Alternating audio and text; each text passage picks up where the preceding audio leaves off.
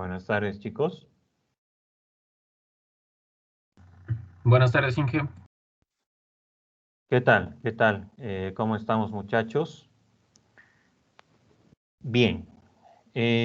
Antes de empezar con nuestros avances para la clase del día de hoy, quiero hacer referencia a algunas fechas importantes que tenemos en lo que respecta a nuestras evaluaciones. Entonces, por una parte, tenemos la entrega de la práctica que ustedes están realizando ahora, la práctica sobre redes convolucionales, que bueno, ya en próximos días tenemos que irla entregando. Entonces, en primera instancia, chicos, quería consultarles cómo estamos con eso. Tengo entendido de que ya varios tienen avances considerables por esa parte, pero en general, ¿cómo estamos con la práctica, chicos?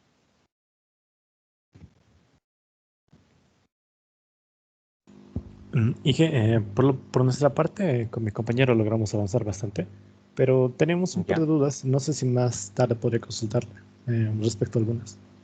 ya, ok, ok, no hay problema con eso. ¿Los demás cómo estamos? Con el grupo de Andrés me reuní ayer, creo que estamos con buenos avances por ahí. ¿Los demás cómo estamos, chicos? Bueno, dije por mi parte igual ya lo tengo la primera parte completa, la segunda parte estoy en desarrollo, ¿no? Entre hoy y mañana lo voy a terminar. Ya. Esa partecita es nomás ampulosa, Dora, por si acaso. Hay que entrenar modelos, hacer fine tuning, entonces creo que es nomás para su tiempito. Ya. Y Brian, ¿cómo estamos los demás?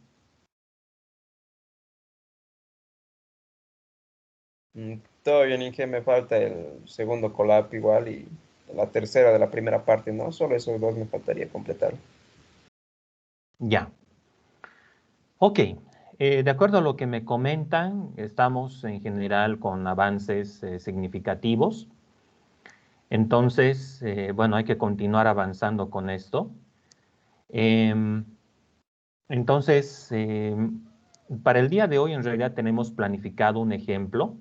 Vamos a completar un par de ejemplos de Python sobre implementación de redes recurrentes, que es algo que podemos complementar la siguiente semana de todas formas.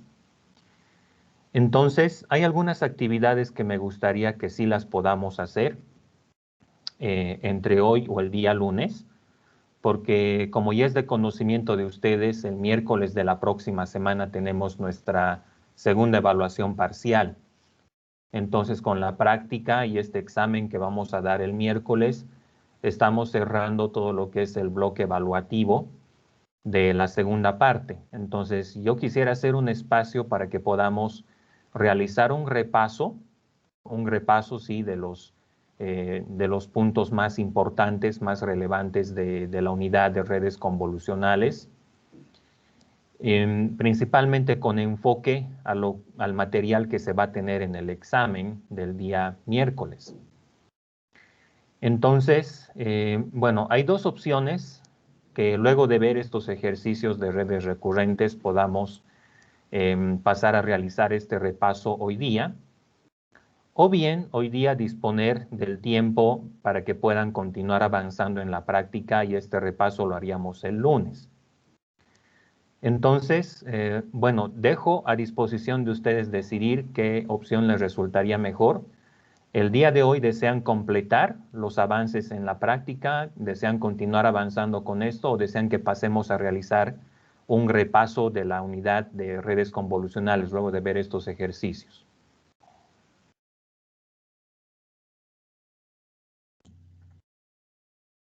Inge, tal vez el repaso estaría bueno para el lunes, así lo vemos con detenimiento y con calma y tal vez hoy día podríamos mm, seguir avanzando, ¿no? En la práctica. ¿Ya? ¿Ya? Ok, no habría problema. ¿Estamos de acuerdo los demás con eso, chicos? Sí, Inge, como va a ser repaso, Sí, Inge. Sí, Inge. nos va a ayudar justo para Sí, Inge. el miércoles. Ya, el lunes entonces hacemos el repaso de redes convolucionales con vías al examen. Y hoy día, luego de ver el ejercicio, les doy el espacio para que puedan continuar con la práctica. Bien. Vamos a proceder entonces de esa manera, chicos. En realidad no es muy ampuloso lo que tenemos que ver en cuanto a los ejercicios de Python. Estamos dentro del tiempo, de todas maneras esto lo podemos ver con calma durante la siguiente semana también. Pero bueno, estuvimos viendo ya algo de este ejercicio que les facilité en la clase anterior. Nuevamente les voy a pasar el hipervínculo para que ustedes puedan tener la referencia. Entonces, les estoy pasando.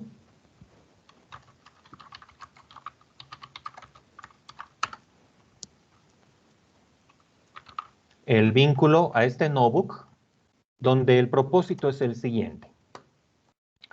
Vamos a entrenar una red recurrente básica para poder realizar clasificación de nombres de personas, según el idioma al cual estos pertenecen.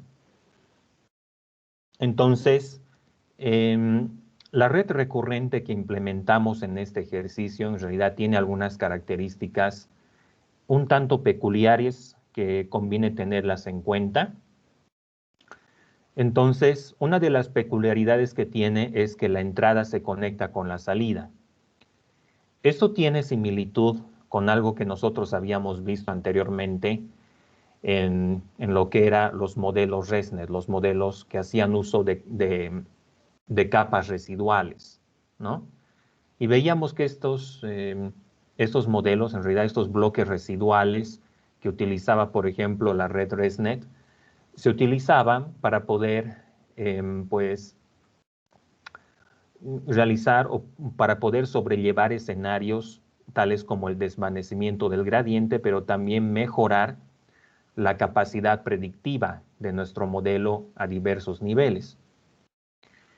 Entonces, cuando agregamos este bloque, esta conexión de la entrada con la salida, lo que ocurre en realidad es que mejoramos un poco la capacidad predictiva de este modelo.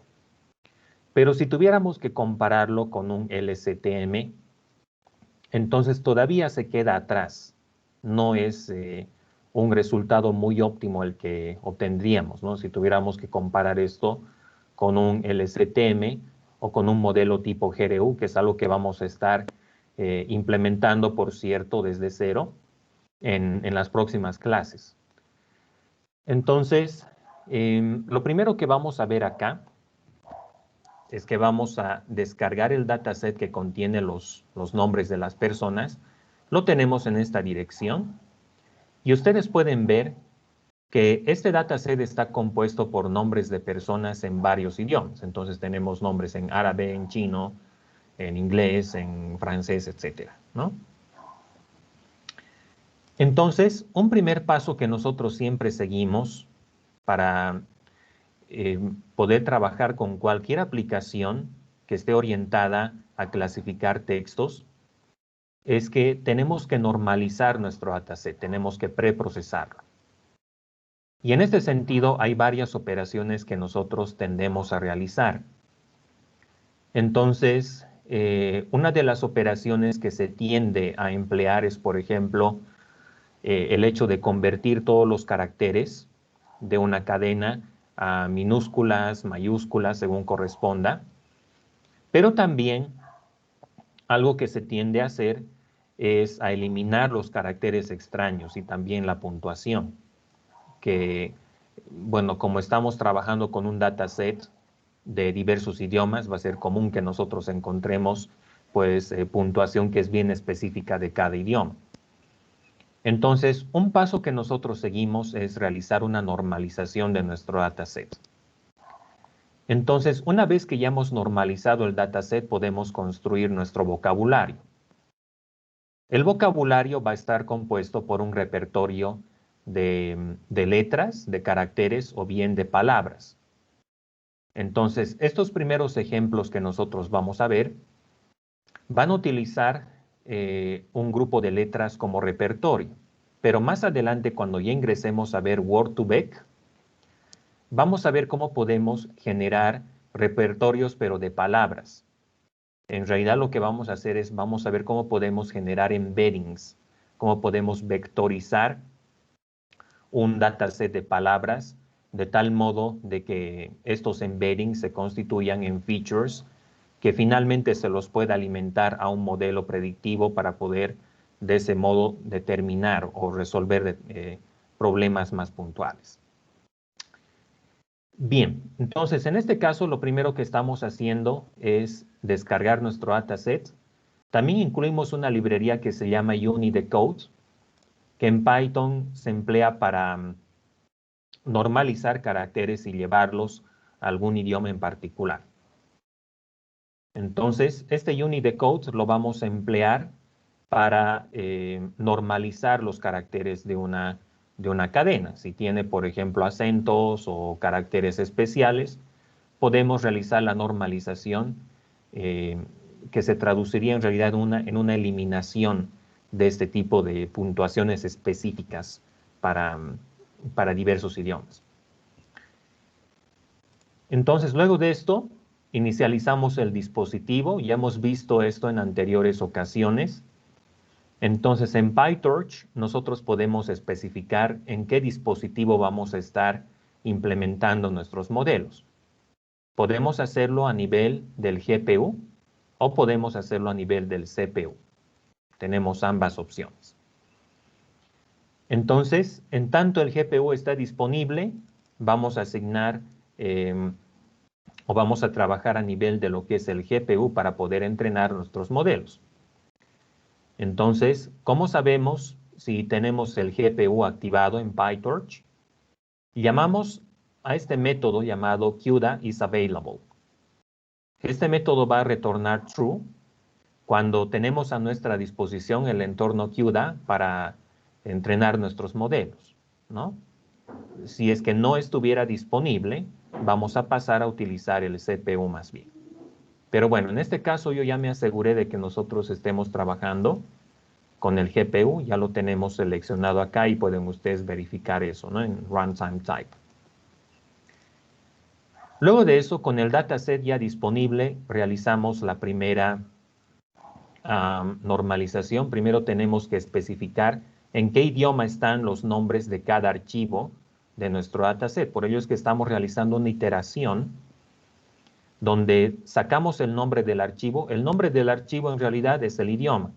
Si nosotros le echamos un vistazo, podemos ver que el nombre del archivo es el idioma, ¿no? Entonces, solamente lo que tenemos que hacer es extraer la primera parte, la parte que está antes del punto, y ese es el nombre del idioma, ¿no? El nombre del idioma.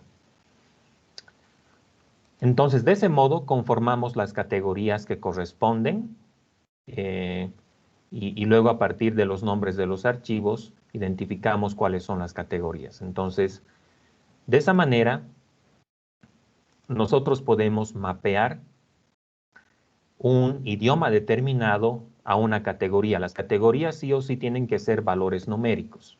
Eso es algo que ya por defecto se da.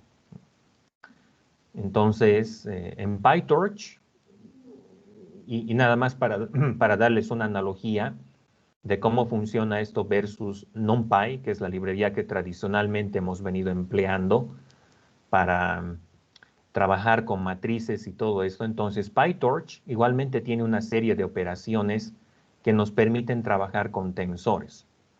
Entonces, las matrices en varias dimensiones los entendemos también como tensores. Y PyTorch tiene una variedad de funciones que nos permiten trabajar con este tipo de estructuras. Entonces, ahí podemos hacer operaciones tales como la suma, la resta, la multiplicación, la inversa de matrices, entre otros. PyTorch tiene sus propias funciones para lograr eso. Entonces, luego de esto nosotros verificamos cuáles son los mapeos de cada idioma con su correspondiente valor numérico. Entonces, luego, esto es lo que vamos a utilizar, estos valores numéricos que ustedes ven, son los que vamos a usar para poder entrenar el modelo. Entonces, posteriormente lo mismo se hace con los caracteres, ¿no? Los caracteres también los tenemos que convertir en valores numéricos. Entonces ahí lo que se va a hacer es una conversión al formato one hot de cada carácter que tenemos, ¿no es cierto? Bien. El número de idiomas que tenemos es 18, es un valor interesante para conocer. Luego hacemos este llamado a UniDecode que nos permite eliminar caracteres especiales que son comunes en un idioma en particular. Entonces, por ejemplo, si tenemos esta cadena que dice Lusaski, entonces acá tenemos tildes, tenemos algunos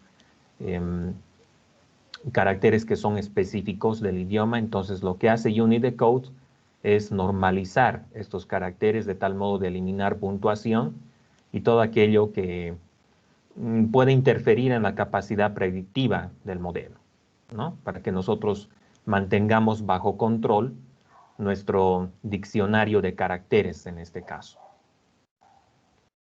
Lo siguiente que hacemos es generar nuestro repertorio de caracteres. En este caso, vamos a incluir todas las letras ASCII en la tabla ASCII, más puntos, comas, punto seguido, después punto y coma, etcétera, ¿no? Entonces, de esta manera, nuestro repertorio de letras, que en realidad pasa a ser nuestro tamaño del vocabulario a partir de ahora, es de 59. Incorporando letras mayúsculas, minúsculas y también la puntuación que ustedes pueden ver acá. Entonces, esto ya lo tenemos. Bien, aquí va parte de lo que tenemos que implementar ahora. Esta función string to tensor lo que debe hacer es convertir todos los caracteres de una cadena cualesquiera en representaciones one hot. Eso es lo que tenemos que lograr.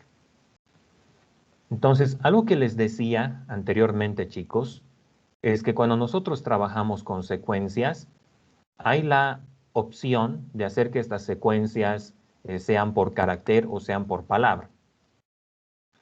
Entonces, en este ejercicio estamos codificando cada carácter como parte de una secuencia temporal, ¿sí? Entonces, si nosotros tenemos, por ejemplo, un valor así más o menos como este, si tenemos un apellido que es, por ejemplo, qué sé yo, no sé, ABC, ¿no? O una secuencia que es así como esta de acá. Entonces, la letra A va a estar en un primer tiempo que vamos a identificar como t igual a 0. La B va a estar en un tiempo t igual a 1 y la C va a estar en un tiempo t igual a 2. Por otra parte, según la nomenclatura que nosotros estamos manejando, t mayúscula sub x es el número total de tiempos que tenemos en la secuencia. Entonces podemos decir que t sub x en este caso sería 2, ¿no? Porque tenemos, contando desde 0, tenemos 3 tiempos. Entonces, acá nosotros claramente podemos ver una secuencia que se puede vectorizar a través de one hot. Entonces, si nosotros tenemos 56 caracteres en todo nuestro repertorio, la letra A la podemos representar a través de one hot como un vector que tiene el valor de 1 ahí donde le corresponde la A en todo el diccionario, ¿no? Entonces, suponiendo que la letra A esté, por ejemplo, en la primera posición de todo el diccionario, entonces colocamos 1 en esa posición y todo lo demás tiene que ser 0.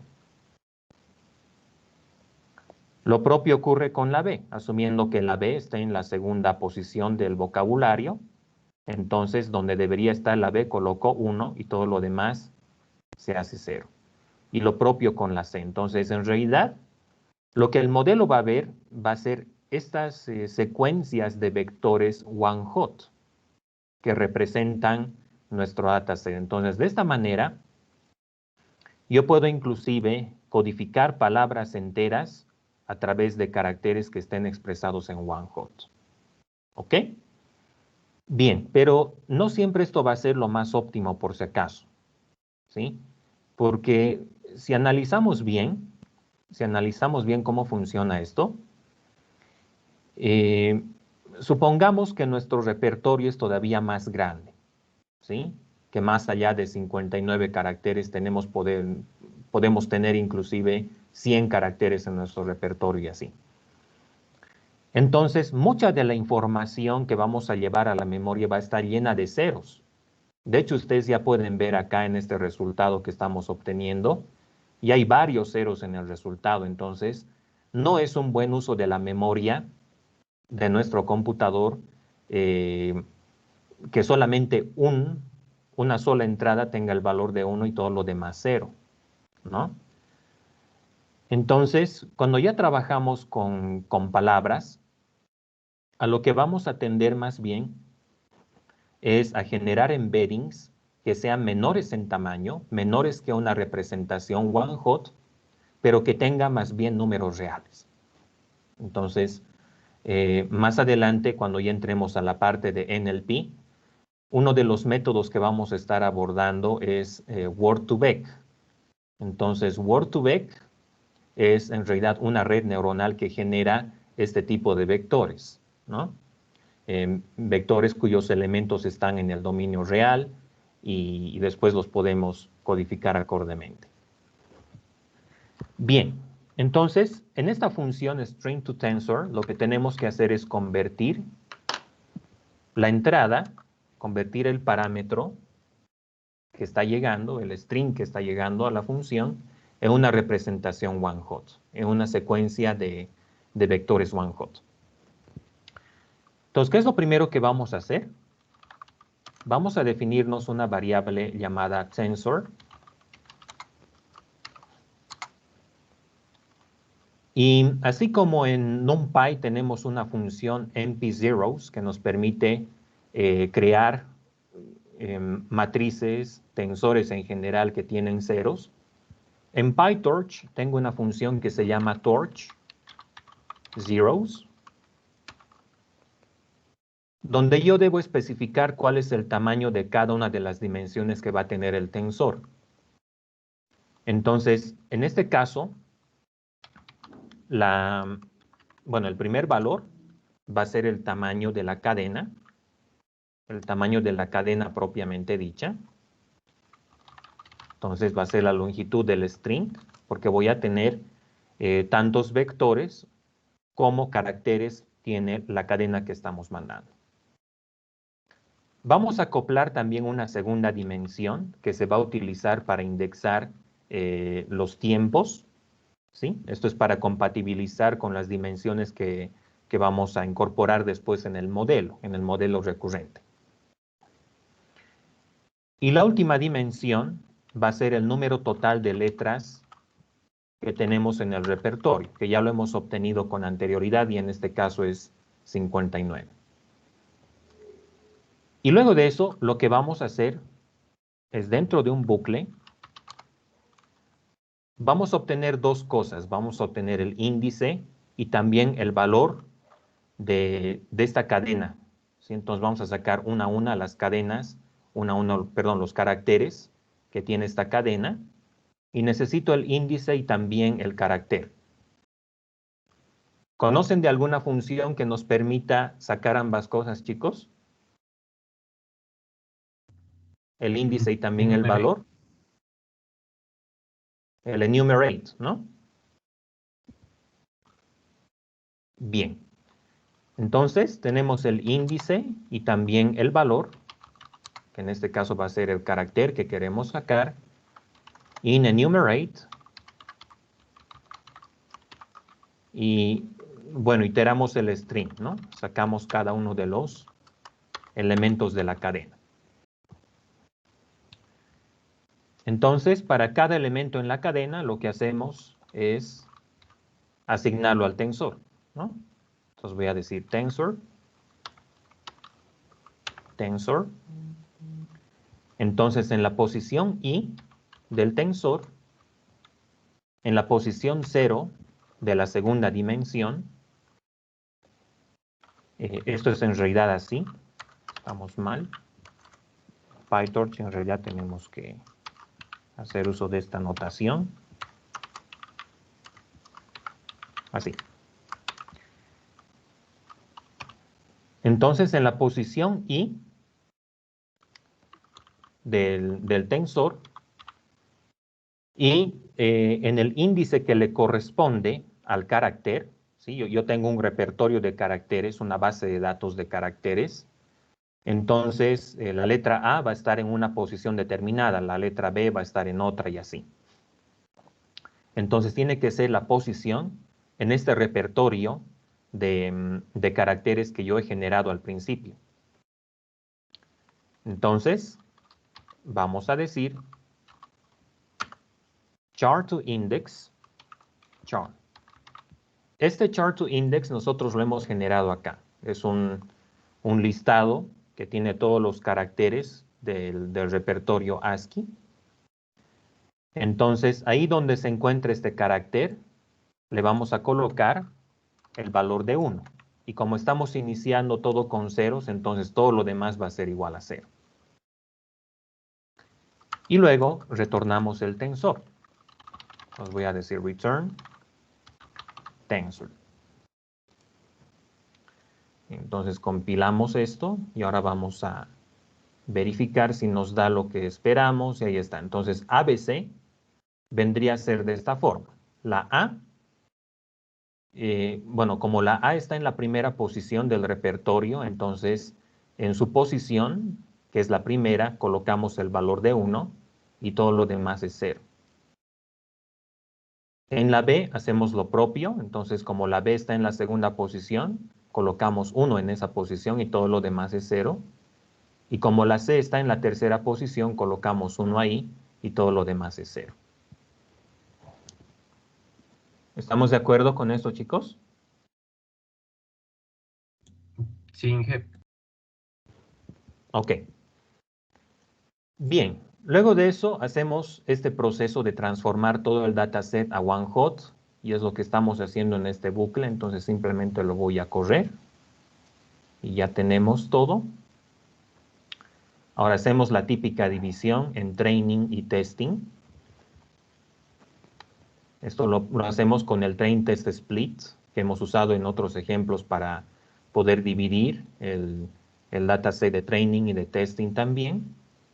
Entonces vamos a ver cuántos tokens tenemos en entrenamiento y en testing. Tenemos 18,000 en training, 2007 en testing. Bien. Entonces, ahora sí vamos a definir nuestro modelo. El modelo en realidad tiene esta estructura. Entonces, tiene la entrada, tiene el hidden state, ambas cosas en realidad se concatenan. Y luego tenemos también una salida, ¿sí? Pero este modelo en realidad inclusive tiene una conexión que salta entre la entrada y la salida. Eso es por temas de mejorar un poco el desempeño del modelo para realizar la clasificación de los nombres específicamente. Entonces, una parte de la implementación ya está definida, ya la tenemos asociada en este caso. Tenemos entonces el método initHidden, que lo que hace es inicializar los parámetros del modelo, ¿no? Hay varias formas en las cuales se puede inicializar los parámetros. Podemos hacer uso de una distribución normal o bien de una distribución uniforme, tal como en este caso, ¿no? Inclusive hay otros métodos de inicialización de parámetros que podemos emplear, tales como, por ejemplo, el método Savior, que es algo que vamos a estar viendo más adelante también, ¿no? Entonces, cuando trabajamos con redes recurrentes en particular, juega un papel importante la inicialización porque en realidad de un punto inicial nosotros vamos a partir y mucho va a depender de cómo hayamos inicializado los parámetros para lograr una buena convergencia, ¿no? Entonces, como las siguientes etapas están conectadas a un tiempo t sub 0, entonces el tiempo t sub 0 va a ser la inicialización de los parámetros y de alguna manera tenemos que buscar que la inicialización sea lo más sólida posible. Bien, entonces, lo que nos falta acá implementar es el constructor de la clase. En PyTorch, recuerden ustedes que el constructor define la arquitectura del modelo, cuáles son los elementos que va a tener. Y el método forward se encarga de realizar el forward propagation, ¿sí? Se encarga de definir cuáles son las operaciones del forward propagation que nosotros le vamos a asociar al modelo. Entonces, vamos a empezar creando primeramente el constructor. Siempre el primer parámetro tiene que ser self, ¿no? Para que nosotros podamos hacer referencia a ellos a través de self init hidden o lo que fuera. Entonces, vamos a tener un tamaño de entrada, un input size. Vamos a tener un tamaño del hidden state. Esto es algo que se define, es el número en realidad de unidades que vamos a tener en el hidden state. Es algo que nosotros tenemos que definir. Entonces, el hidden state va a estar asociado a un número de neuronas dentro de la celda del modelo recurrente, ¿no? Entonces, eso es algo que nosotros tenemos que definirlo. En los siguientes ejemplos que vamos a ver desde cero, ahí va a quedar más claro por qué es que definimos explícitamente el hidden size. En realidad, dentro de la celda del modelo recurrente, si bien hemos visto que hay diversos elementos que se conectan unos con otros, en realidad cada uno de ellos representa un conjunto de neuronas que están asociados a cada componente, ¿sí? Entonces, por ello es que definimos también el hidden size. Y también vamos a tener un output size. Y como lo esperaríamos, el input size en realidad va a ser el número de letras que tenemos en nuestro repertorio, ¿no? El número de letras que están en el repertorio, porque estamos haciendo uso de one hot, de la codificación one hot, y esta codificación one hot va a tener como longitud el número de letras que están en el repertorio, en la forma en que lo estamos implementando. El hidden size es algo que definimos, cuál va a ser el tamaño del hidden state, y el output size tiene que ser el número de idiomas que queremos clasificar, ¿no? Es un problema multiclase en este caso. Bien. Lo primero que tenemos que hacer acá entonces es realizar un llamado a la superclase, al módulo, enviándole el nombre de la red recurrente, myRNN en este caso, y el segundo es el self.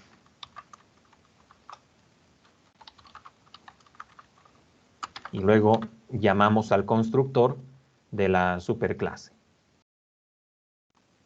Por si acaso, chicos, ustedes vieron C#, ¿verdad? Sí. Ya. ¿Cómo llamaban al constructor de la superclase en ese caso? Creo que era con 2 puntitos. Ya. Y super más. Ah, ya. Bueno, en realidad esto es similar entonces a lo que probablemente ya han visto en otros lenguajes. Luego de esto, lo que vamos a hacer es definir, bueno, vamos a primeramente almacenar algunos valores importantes. Entonces, vamos a almacenar el valor del hidden size, que es el hidden size que nos están enviando. Y luego vamos a definir los dos elementos, las dos conexiones. La que va desde la entrada al hidden state y la que va desde la entrada hasta la salida. De esa forma es como está definido el modelo. Entonces, tenemos una primera conexión que va de la entrada al hidden state. Entonces esto lo vamos a llamar in to hidden. Entonces, en Keras nosotros utilizamos el constructor dense para crear una capa fully connected, ¿sí? Una capa totalmente conectada. Pero en PyTorch utilizamos otra función que se llama linear. Entonces, linear, en este caso va a recibir dos parámetros. El primer parámetro es el tamaño de la entrada, en este caso el tamaño del origen, o sea, el tamaño del tensor que le alimenta los datos a la siguiente capa. Y el segundo parámetro es el tamaño de la siguiente capa, es decir, cuántas unidades vamos a tener ahí. Entonces, como lo que estamos haciendo es concatenar la entrada con el hidden size, o sea, estos dos elementos los estamos concatenando en uno, la suma de estos dos valores del input size y del hidden size tiene que ser el primer parámetro que enviamos al linear. Entonces, input size más hidden size es el tamaño de la entrada y el tamaño del destino, es decir, de la siguiente capa, va a ser el hidden size.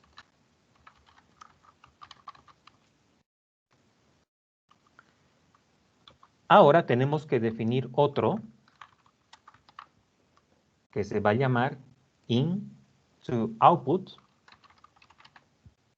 que igualmente es una capa totalmente conectada que concatena en la entrada con el hidden state. Entonces, este primer valor se mantiene, pero el segundo parámetro ya tiene que cambiar porque como esto está yendo desde la entrada hasta la salida, va a ser output size. Bien, entonces de esa manera en el constructor definimos la arquitectura del modelo. En el forward ya tenemos que pasar los datos a todas estas capas. Entonces eso es lo que vamos a hacer ahora. Vamos a definir el forward. Entonces el primer parámetro va a ser self. El siguiente va a ser la entrada X, o sea, este X de acá. Y el otro va a ser el hidden state. Esas dos cosas ingresan a la celda. Hidden state.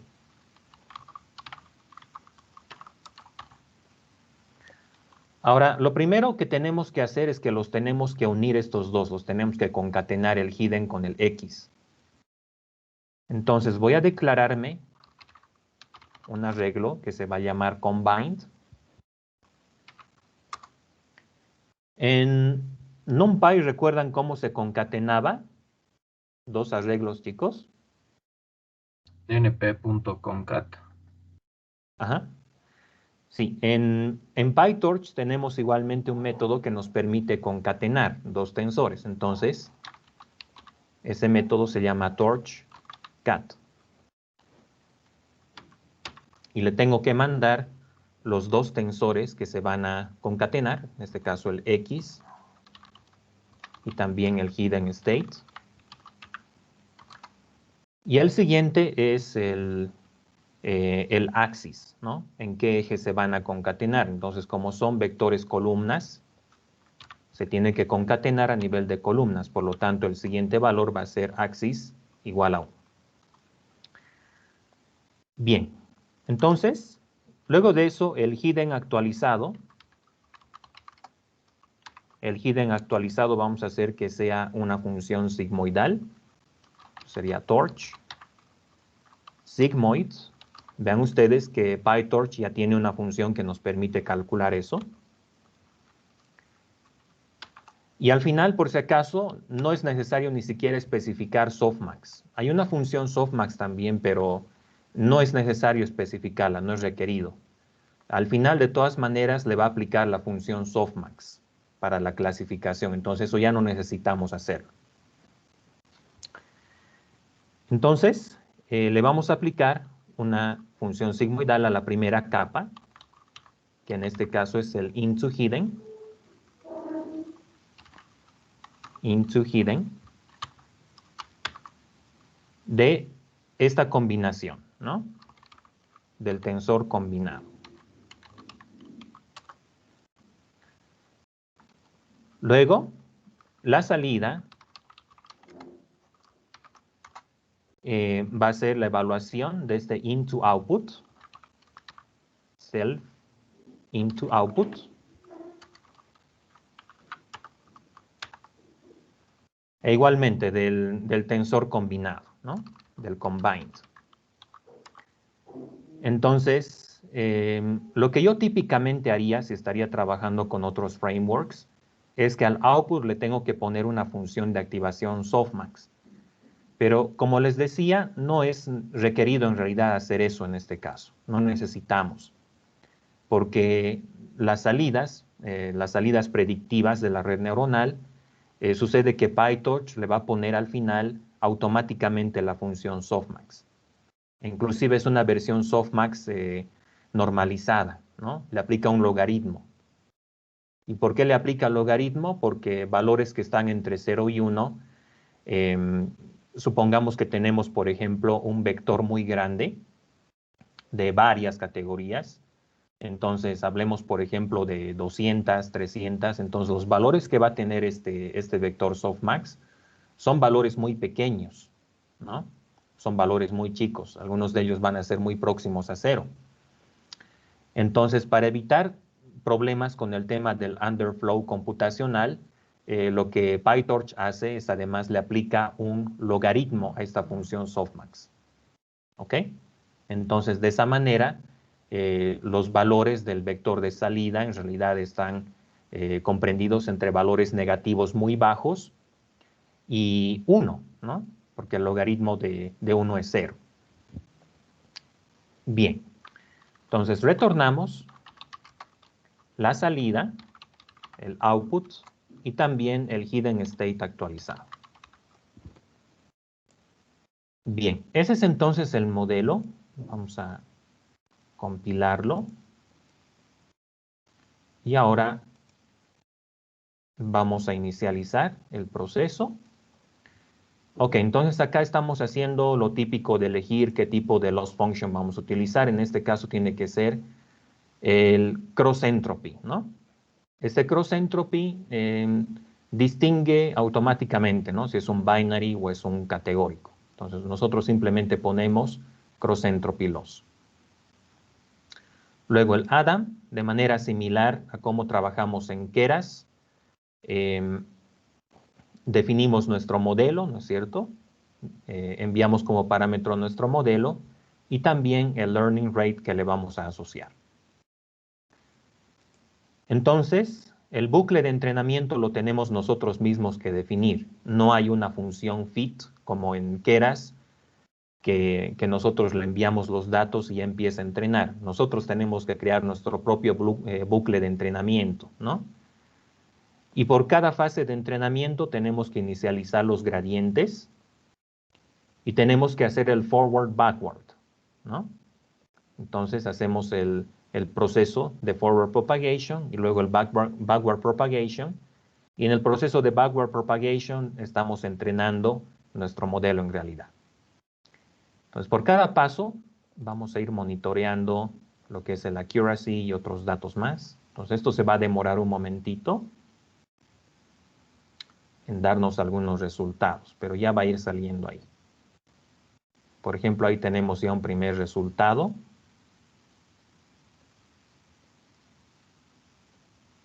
En realidad solamente tenemos 2 epochs, entonces tampoco va a demorar mucho, eso espero.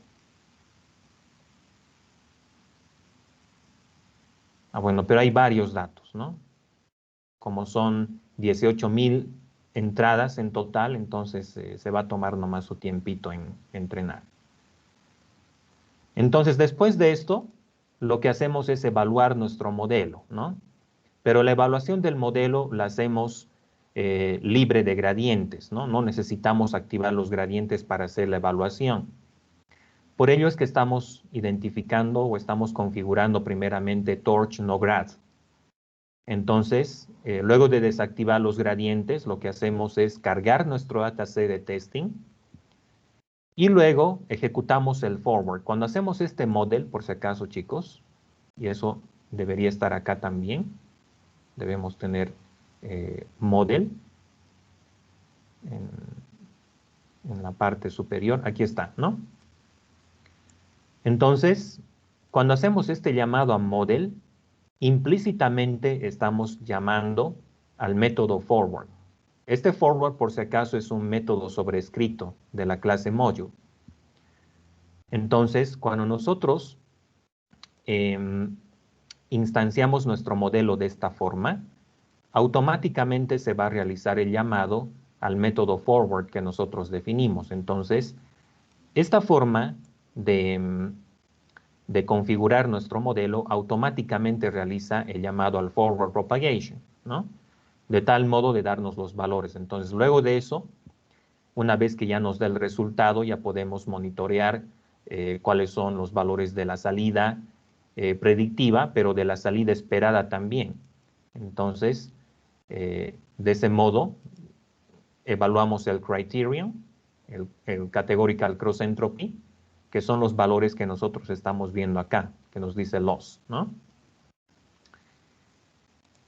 Algo similar hacemos para evaluar nuestro modelo, pero en ausencia de los gradientes, ¿no? Como no estamos entrenando nuestro modelo, entonces los gradientes tienen que estar desactivados. Entonces, nuevamente hacemos model, obtenemos las respuestas. El output en realidad va a ser un vector, como les decía, de probabilidades normalizadas, ¿no? Va a ser un vector que va a tener los logaritmos de las probabilidades y uno de ellos va a tener el valor máximo y ese valor máximo es el que le corresponde a la predicción. Entonces, después, ¿qué hacemos para calcular el accuracy? Tenemos que sumar cuántas de estas predicciones coinciden con la respuesta correcta, que es el label, ¿no? Entonces, este torch max nos va a dar el valor de un índice, ¿sí? Nos va a dar un índice que le corresponde a la clase predictiva. Ese índice tiene que coincidir con la categoría que estaba en la respuesta correcta. Por eso es que estamos verificando estos dos, ¿no? Si la predicción del modelo es igual al label, o sea, la respuesta correcta. Y tenemos que manualmente sumarlos para calcular el accuracy. Quizás esa es una desventaja, no hay en realidad métodos que nos permitan calcular las métricas, pero bueno, habría que apoyarse tal vez con sklearn o alguna otra librería para poder hacer este proceso, ¿no? Pero de otro modo, podemos nosotros mismos calcular el accuracy según corresponda, ¿no? Entonces ya he terminado de entrenar, creo, y esto ya lo podemos ejecutar, y bueno, en este caso nos ha dado una accuracy de 71%, que está más o menos, ¿no? Como les decía, haciendo uso de otros modelos se puede mejorar esto, pero bueno, eso es para darles una referencia acerca de cómo funcionaría esto. Bien, no sé si tienen alguna consulta, chicos, o alguna inquietud por si acaso.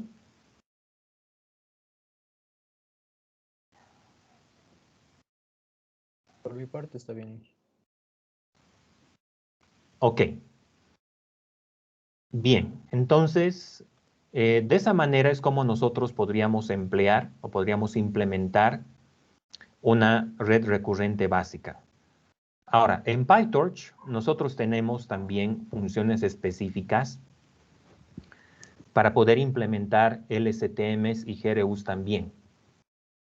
Entonces, más adelante vamos a estar viendo cómo podemos hacer esto a nivel de Keras también. Keras tiene sus propios métodos que nos permiten implementar LSTMs, GRUs o bien redes recurrentes básicas, ¿no? Entonces vamos a ver también por esa parte cómo podemos implementar este tipo de modelos más adelante. ¿Todo bien hasta acá, chicos?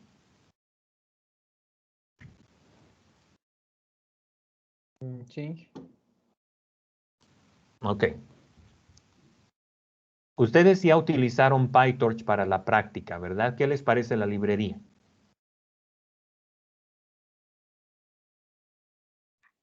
Es un poquito más complicado que, bueno, ese sklearn. Y eso, pero tiene más posibilidades. Creo que sí, ya es un poquito más para cuando ya manejas todo bien estos conceptos y bueno, todo lo que hemos visto. Y eso, Inge. Ya, ok, sí, sí, requiere que se tenga en cuenta principalmente las dimensiones y todo eso, ¿no? Pero bueno, diríamos que PyTorch tiende a ser más preferido por los que hacen investigación, ¿no? Por la gente que es más afín a investigación, porque justamente se busca tener ese grado de control de cómo se está definiendo el modelo, de cómo se lo está implementando y cuáles son las capas que tiene. Entonces, en algunos casos es mejor tener el control de qué es lo que nosotros mismos estamos configurando para así poder cambiar las cosas que sean necesarias y darle un mejor desempeño a nuestro modelo en general. Bien, pero bueno, en realidad cada librería tiene sus propios méritos y también sus propias limitaciones. Para trabajar em, con RSNN, no, con YOLO, que es el otro modelo que habíamos visto para realizar detección de objetos. Inclusive hay un framework específico que ustedes pueden utilizar que se llama Darknet. Entonces, este framework, en realidad con este framework se puede crear cualquier tipo de red neuronal, hace uso de configuraciones específicas y todo aquello, pero es el framework que los desarrolladores de YOLO han creado por sí mismos, ¿no? Entonces, está netamente desarrollado en C++ y si queremos hacerle modificaciones o cambiar algo por ahí, obviamente hay que compilar todo el framework y realizar las modificaciones que correspondan, pero algo que se gana por ahí es que la velocidad de la detección es en tiempo real, ¿no? Entonces, a manera de paréntesis, eso es algo que les voy a mostrar el día lunes, que vamos a estar repasando. Cómo podemos, haciendo uso de Darknet, pues entrenar un modelo, en realidad, cómo podemos realizar una clasificación en tiempo real de objetos que están en movimiento, que es algo que vamos a estar viendo como parte de nuestro repaso. Ok, eso era por una parte lo que quería que podamos ver, chicos. Estamos casi a -4. Este otro ejemplo quizás lo podemos complementar la siguiente clase para que así ustedes tengan el tiempo ahora para avanzar con la práctica. Pero de todas maneras les voy a dar una referencia, chicos, de en qué consiste este ejemplo. Les voy a pasar el vínculo para que ustedes lo puedan tener también.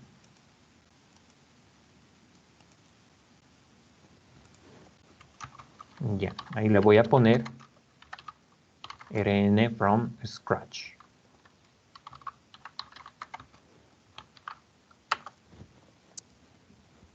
Ya. Bien, en este otro ejemplo, lo que estamos haciendo, chicos, es implementar una red RNN desde cero, haciendo uso de NumPy para tal propósito.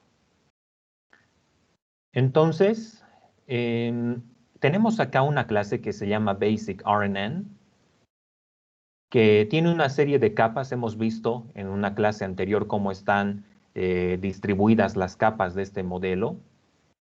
Entonces, como salidas, tenemos lo que es el hidden state actualizado, el hidden state en un tiempo t, que está dado por esta expresión. En realidad, si tuviéramos que hacer un pequeño diagrama por acá, la forma en que ilustraríamos este modelo es así. Entonces tenemos acá una celda.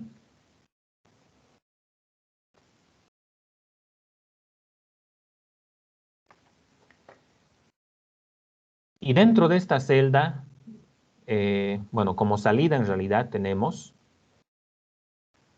el hidden state actualizado a super t. Y acá vamos a tener la evaluación de una función tangente hiperbólica, un tanh. que toma en cuenta el hidden state de la etapa anterior T-1 y también la entrada X super T. Toma ambas cosas, ¿no? Si ustedes se fijan en la expresión matemática, vean ustedes que para el hidden state de la etapa anterior del T-1 hay un parámetro que se llama BAA, ¿no? En realidad este es una matriz de pesos sinápticos que le corresponden a ese hidden state de la anterior etapa, ¿no? De la etapa T-1. Entonces podemos decir que acá en la conexión tenemos BAA, ¿no? Luego tenemos también otro parámetro BAX que conecta a la entrada, ¿no? Al X super T que tenemos como parte, ¿no es cierto?, del conjunto de entrada acá. También vamos a tener un bias asociado. Entonces aquí vamos a tener un bias B sub A, que es lo que identificamos acá en esta expresión, ¿no? Bien, vean ustedes entonces que por cada conexión, por cada conexión a este nodito que tenemos, tiene que haber un parámetro, ¿no? Entonces nosotros cuando vemos alguna conexión, algo que parte ya sea de la entrada o del hidden state, inmediatamente podemos intuir de que hay un parámetro que está asociado a él, tal como en este caso, ¿no? Entonces hay un parámetro para el hidden state anterior y otro parámetro para la entrada X super T. Entonces le aplicamos la tangente hiperbólica a todo este conjunto, le sumamos el bias y luego de esa manera vamos a tener el hidden state actualizado, es decir, el A super T, tal como pueden ver. ¿Qué más tenemos acá? Tenemos también una predicción, tenemos una salida Y sombrero super T. Entonces, para poder realizar la predicción, como ustedes pueden ver, aplicamos una función softmax, que vamos a tener una softmax, de esta operación, ¿no es cierto? Esta conexión que está saliendo del tanh tiene que tener también su propio parámetro, y su parámetro es WYA, ¿no? W sub YA. Entonces aquí tengo W sub YA.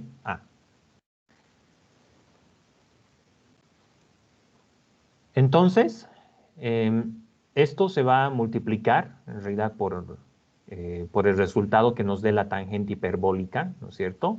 Y le vamos a sumar también un bias B sub Y. Lo que podemos ver acá, chicos, es una versión simple de la celda de una red recurrente, porque en realidad después lo que va a ocurrir es que vamos a crear réplicas en el tiempo T sub 1, T sub 2, T sub 3 de esta misma celda, ¿no? Entonces, el A super T que está saliendo de acá se va a convertir en el A super T menos 1 de la siguiente celda que viene acá. Esto se repite, ¿no? Tantas veces como sea necesario. El backpropagation de esta red recurrente lo podemos ver acá y está vectorizado, ¿no?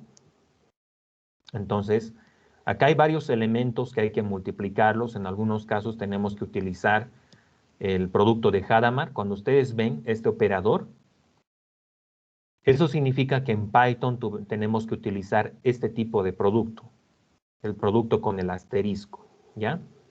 Entonces, el producto elemento a elemento en NumPy, el producto elemento a elemento en realidad sería el producto de Hadamard, ¿no? Y esto lo podemos lograr en NumPy a través del asterisco, tal como ustedes pueden ver.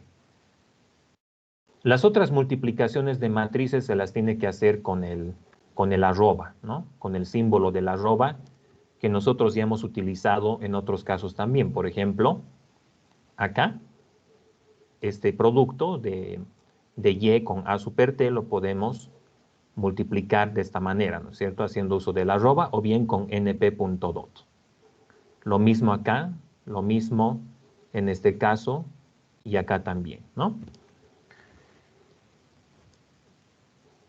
Para los vías, en realidad para los gradientes respecto de los vías del modelo, tenemos que multiplicar estas estructuras, en realidad la derivada de Y, por un vector que tiene valores unos, ¿sí? ¿Por qué es eso? Porque para poder hacer que las dimensiones coincidan, todas estas derivadas, por si acaso chicos, tienen que coincidir en dimensiones con los tensores respectivos. Entonces, esta derivada de E respecto de B, de B doble y E sub A, tiene que tener las mismas dimensiones que B doble y E sub A. Esta derivada respecto de B doble AA tiene que tener las mismas dimensiones que B doble AA. Lo mismo este otro. Entonces, la derivada del error respecto del vías tiene que tener las mismas dimensiones del vías. Entonces, para que concuerden las dimensiones, tenemos que multiplicar por un vector de unos, ¿no? Que en NumPy lo podemos generar de manera muy fácil. Entonces, la tarea acá corresponde en completar esta implementación, ¿no? Hay que completar el forward propagation y también el back propagation. Y parte de eso ya lo tenemos acá, ¿no es cierto? Ya lo tenemos en el Basic RN. De hecho, ya podemos empezar a realizar algunas de estas operaciones. Y lo que sí les voy a pedir, chicos, es ya con un poquito más de tiempo, que vayan pensando en cómo ir completando la parte del back propagation. Yo voy a hacer el forward propagation y me gustaría que ustedes vayan pensando en cómo completar esta parte del back propagation. ¿Ok? Probablemente esto ingrese como un ejercicio para la siguiente práctica que vamos a tener. Entonces, les estoy dando ya el planteamiento desde ahora para que vayan pensando en cómo darle la solución a esto. Bien, tenemos entonces la clase Basic RNN, ¿no? Aquí estamos inicializando todos los parámetros que vamos a utilizar. Y tenemos también el proceso de forward propagation y de backward propagation. Entonces, dentro de forward cell es que tenemos que implementar estas dos fórmulas, ¿no? La tangente hiperbólica y también la softmax. Ya tenemos la función softmax definida acá. Ya está definida, entonces solamente la tenemos que llamar, ¿no? Bien, entonces, para realizar el forward propagation, la ecuación es esta de acá, ¿no? Tangente hiperbólica de BAA por AT menos 1 más BAX por XT más BA. Entonces, vamos a empezar con eso. Y en NumPy, la forma en que nosotros podemos calcular la tangente hiperbólica es a través de NP tan H. Entonces, el primer elemento que tiene que multiplicarse es BAA, ¿no? Y BAA lo tenemos acá inicializado, ¿no? Entonces va a ser BAA. Y bien. Entonces, este de acá, chicos, ¿qué tipo de producto es? ¿Es el Hadamard o el normal? Cuando está así nomás. El normal. El producto normal, ¿verdad? Por lo tanto tengo que utilizar asterisco. Perdón, arroba, ¿no? Entonces hacemos arroba y el AT menos 1 ya nos están enviando como parámetro acá. Entonces simplemente lo reemplazamos y va a ser AT minus 1. Y por temas de compatibilidad del producto, también tengo que transponer este AT minus 1 para que coincidan las dimensiones. Ese es entonces el primer elemento que tenemos que multiplicar. El otro es BAX por X super T. Entonces, BAX ya lo tenemos. Lo estamos inicializando acá en el forward. Entonces va a ser self BAX por, y esto se tiene que multiplicar por X super T. X super T también me lo están mandando como parámetro acá. Entonces, hacemos X super T y también lo vamos a transponer por temas de compatibilidad. Pucha, sigue saliendo esta documentación. Por temas de compatibilidad vamos a transponer también el tensor, ¿no? Y luego tenemos el bias sub A, ¿no? B sub A. Entonces, eso también nosotros lo tenemos como una variable acá. B sub A, ¿no? Es este de acá. Entonces, más self BA. Entonces, ya tenemos el cálculo del hidden state actualizado por medio de la tangente hiperbólica. Ahora tenemos que hacer el softmax para calcular la predicción, para obtener la predicción, ¿no? Entonces, esto va a ser softmax. Y nos fijamos acá, ¿no? ¿Qué es lo que se tiene que operar? Entonces, BWA por AT. Entonces, BWA, nosotros lo tenemos acá, es este, ¿no? Este BWA. Self BWA por AT. Entonces, eso es por una parte, más BY, ¿no? Más BY. Entonces, BY también lo tenemos acá. Es este término, ¿no? Entonces, self.by. Ok, ahí tenemos entonces el forward propagation, ¿no? Entonces, este es el forward propagation, pero solamente de uno de los tiempos. Cuando ya estamos evaluando el dataset completo, tenemos que hacerlo para todos los datos.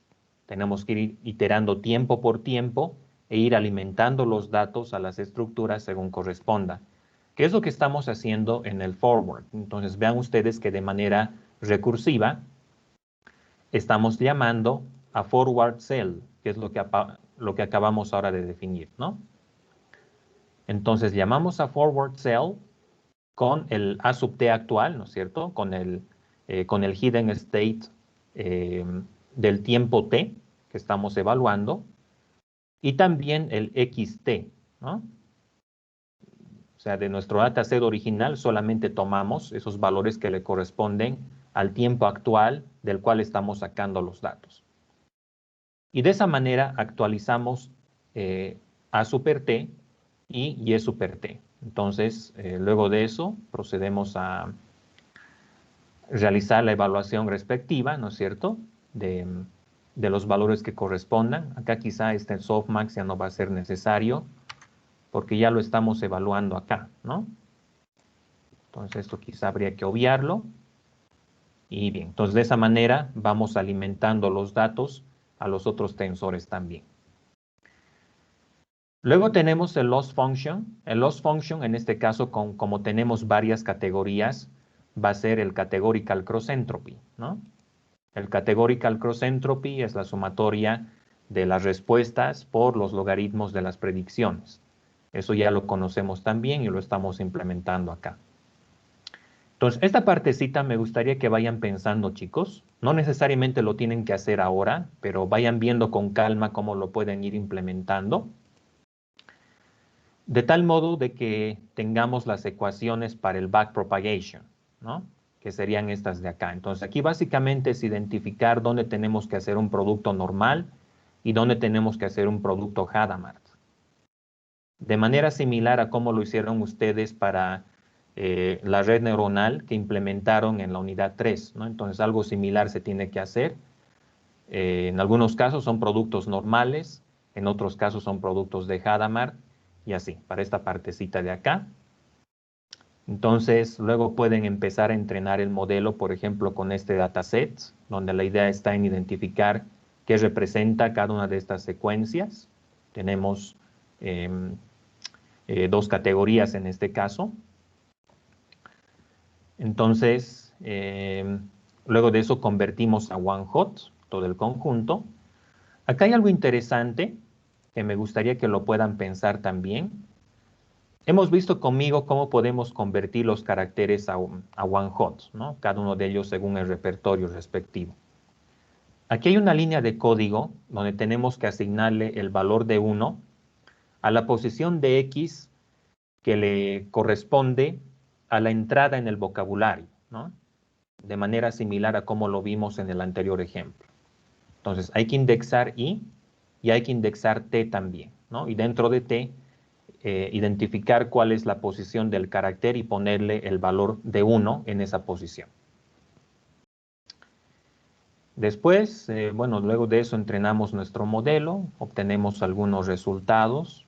Deberíamos llegar a un 94,7%, tal como ustedes ven. Y bueno, ahí podemos ver algunos gráficos de entrenamiento también. Ok, chicos, eso sería. En la siguiente clase de avances que tengamos, vamos a ver cómo hacer algo similar, pero para una red LSTM también. La lógica es básicamente la misma, solo que tenemos más elementos que evaluar, ¿no? Y por lo tanto van a haber más parámetros, pero en realidad lo que se puede hacer es simplificar algunas cosas. En lugar de evaluar uno a uno los parámetros, se pueden vectorizar algunas cositas para ahí, para así tener un menor número de parámetros que evaluar, ¿no? Y así no tengamos que estar haciendo las operaciones de actualización con todos los parámetros que están definidos, sino solamente con una matriz que contiene todo el conjunto. ¿Ok? Bien, ¿todo bien hasta acá, chicos? Por si acaso.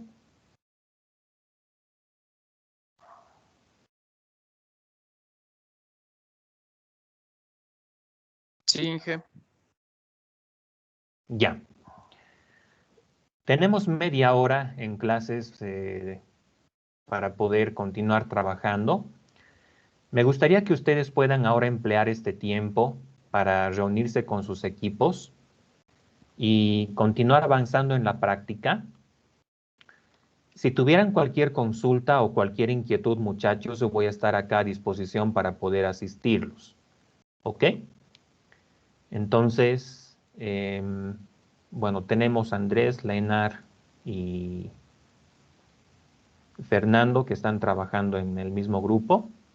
Los demás, ¿cómo estamos con la práctica, por si acaso? Johan, Vía, ¿han podido avanzar?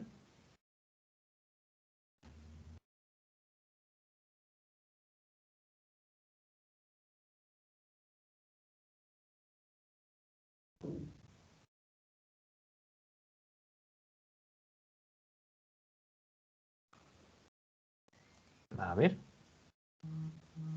Ya, están trabajando con Eric, ¿no? Vía, ¿cómo estás tú? ¿Has podido avanzar en la práctica?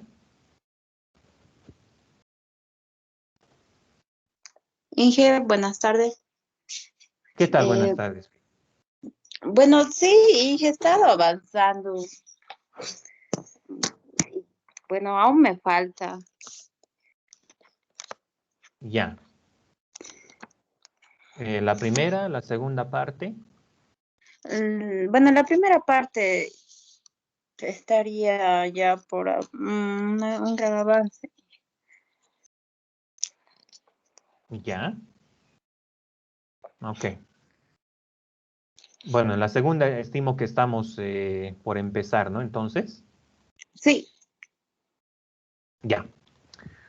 Ok, les voy a dar entonces este tiempo para que puedan continuar avanzando. De todas maneras, si tienen preguntas, si tienen cualquier inquietud, es bueno que me lo puedan hacer conocer para que yo vea la mejor forma de asistirlos. ¿Ok? Adelante entonces con la práctica, muchachos. Yo voy a estar acá.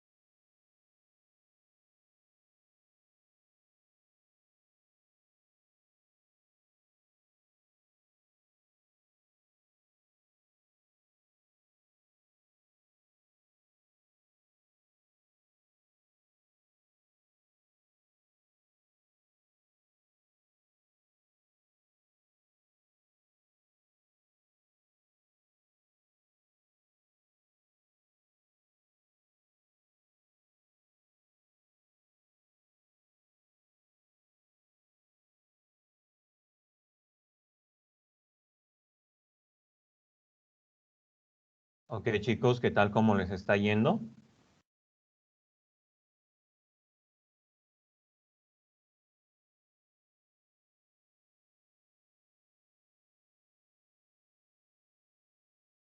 Todo bien, Inge.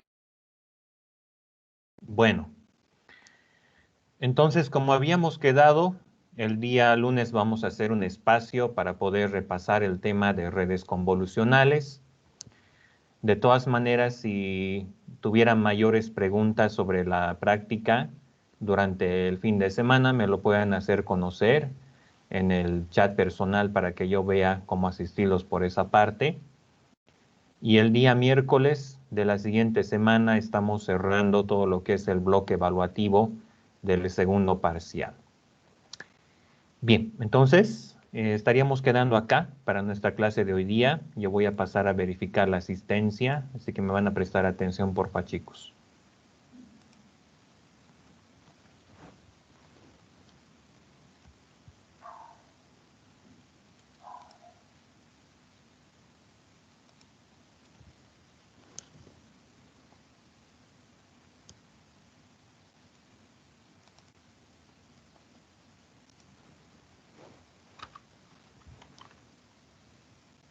Fernando, estás, ¿no? Te estoy anotando. Gracias, Inge. Andrés también. Vía Contreras estás, ¿no? Te estoy anotando también. Gracias, sí. Daniela Córdoba.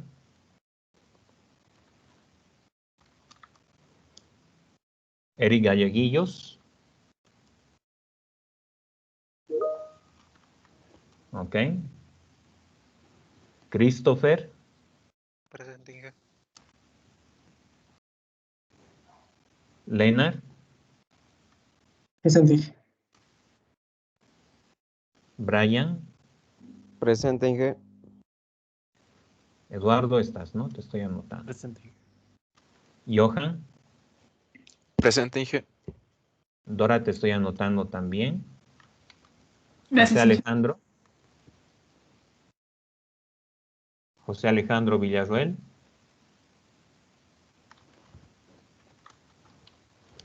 Bueno, eso es todo entonces para nuestra clase de hoy día, chicos. El día lunes continuamos. Entonces, que tengan todos buenas noches y un buen fin de semana.